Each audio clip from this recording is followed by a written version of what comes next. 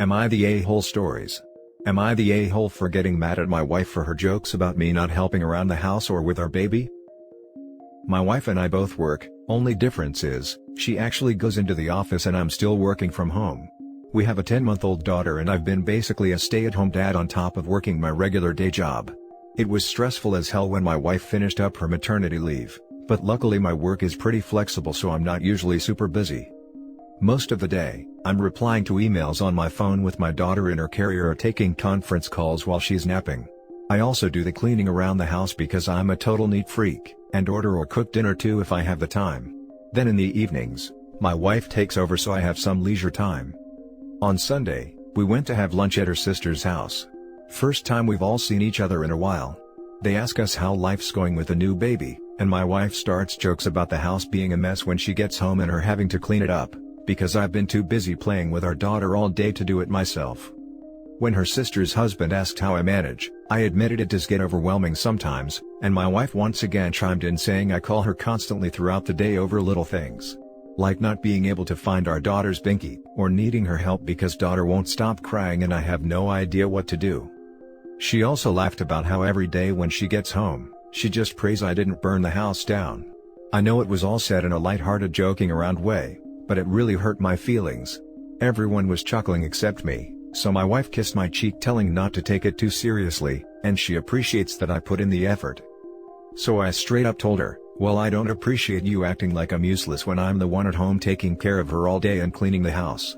My wife didn't know how to respond to that and we changed the subject. She was in a serious mood after we left, because I embarrassed her and it wouldn't have hurt for me to let her joke around a little, because she knows I help out a lot.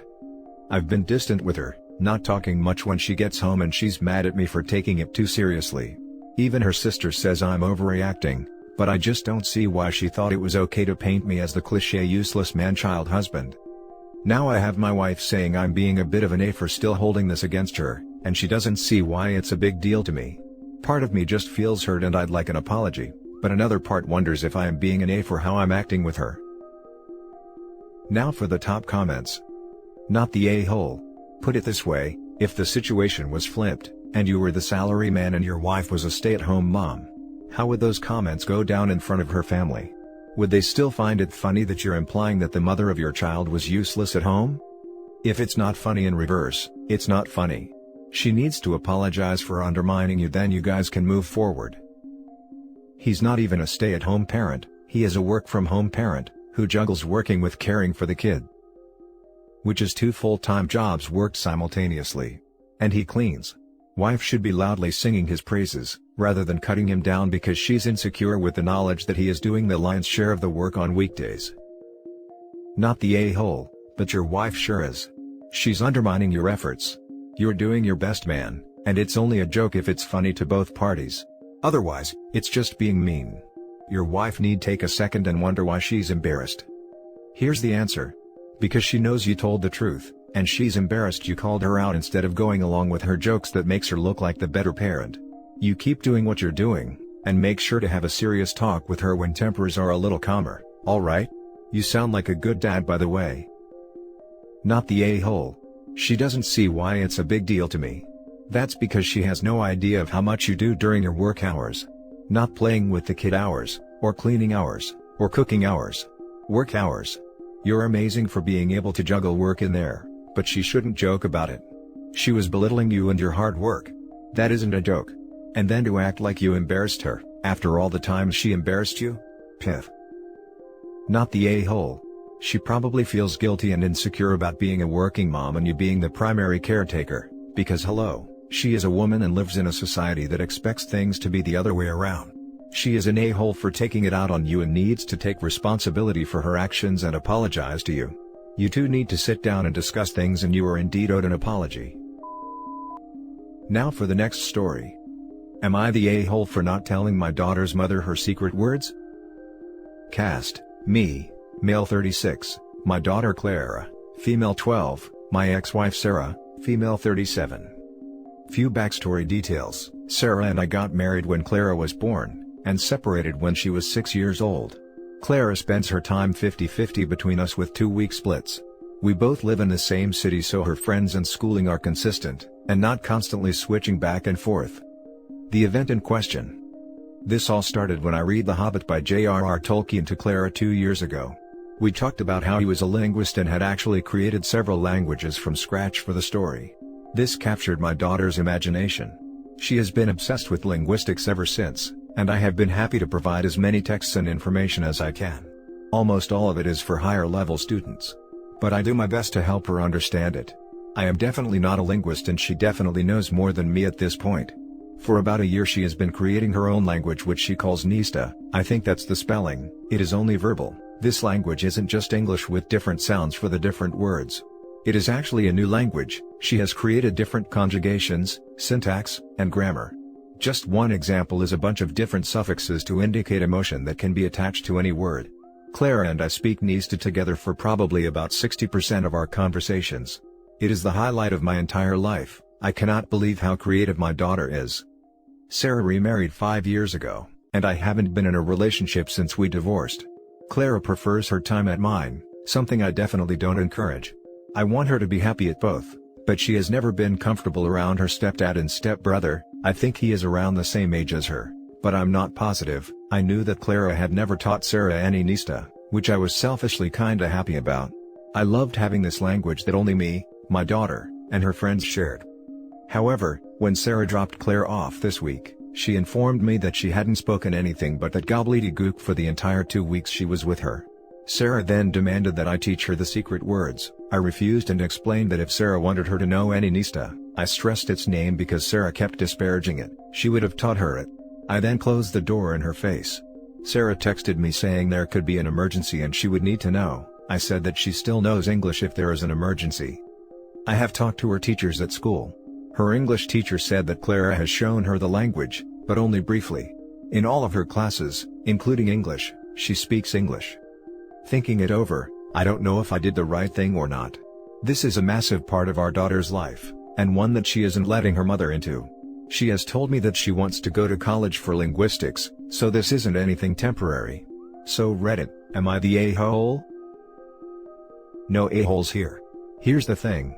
It's not really hard to guess why Clara prefers your house. Kids don't generally like it when their parents move on after a divorce. A lot of times it feels like a betrayal to them.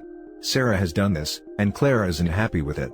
She doesn't want another parent and sibling, she wants her parents. You haven't dated, so in her eyes at least, you're the only parent is completely devoted to her. I know it bothers you that Sarah seems so unsupportive of Clara's language, but to you it's a purely happy thing, an example of your child's brilliance and creativity. For Sarah, it's a constant reminder that Clara prefers you and that she is being excluded from a big part of her child's life. That's not your fault, but I'm sure you can see why that makes her a bit resentful of the language, especially after 2 weeks Clara using it intentionally to alienate her. All that being said, I don't think you should teach Sarah the language. To Clara, it will be a massive betrayal, and it won't solve the problem of why she's doing this. Do the best you can to encourage a positive relationship with her mom and stepfamily, communicate as much as possible with Sarah about how Clara is doing and what's going on in her life, and get Clara into some counseling if you can to help her deal with her feelings. I think the solution here is to help get Clara to the point where she's not wanting to alienate herself from her mom and stepfamily anymore. If you just take away her means, she will simply find a new way to do it and be that much angrier at all of you. This is an extremely insightful comment, thank you. Not the a-hole. You sound like a great dad and she sounds like an awesome kid. As long as she is doing well in school and socially, I wouldn't worry. Sounds like things are becoming an issue at the other house though? You might want to talk to her about what's going on and how she is feeling. That's definitely true, she is having stronger and stronger feelings about not wanting to be there.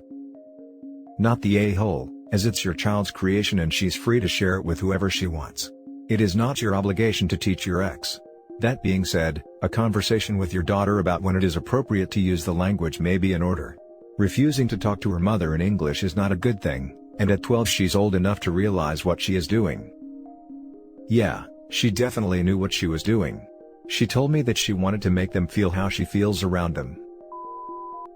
Next story. Am I the a-hole for not sharing son's investment account with daughter? Hey all.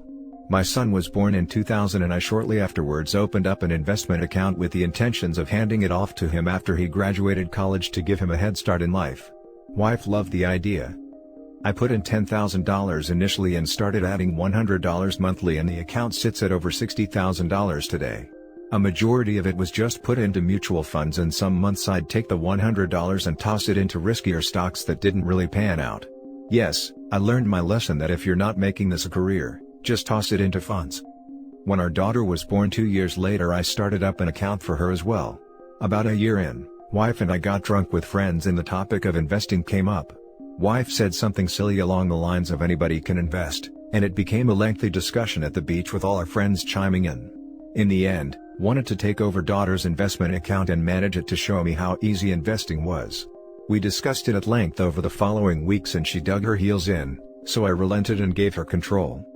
Long story short, that account sits at just over $16,000 for 2 reasons: because she picked bad, individual stocks instead of funds, and she wasn't adding to the account at the start of the month. Well, we had a blowout fight about a week ago after I mentioned to our son that he was going to inherit a bunch of money once he graduates this spring. Naturally, our daughter wanted to know if and how much she was going to receive.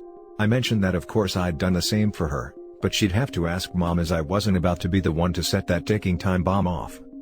After wife showed the numbers, the meltdown happened, and then she told our daughter we'd just combine the accounts and split them equally. At this point, I flipped a lid and explained we'd definitely not do that because in her everybody can invest BS, she'd insulted how difficult investing was and needed to deal with the ramifications of poor choices in investing. We've not had a meaningful discussion since, we've been cold to one another since, and our daughter is mad at us for the significantly smaller account she stands to inherit. Am I the a-hole? Edit. My wife had full control of the accounts. I would ask her how it's going, and she was telling me the account was doing well.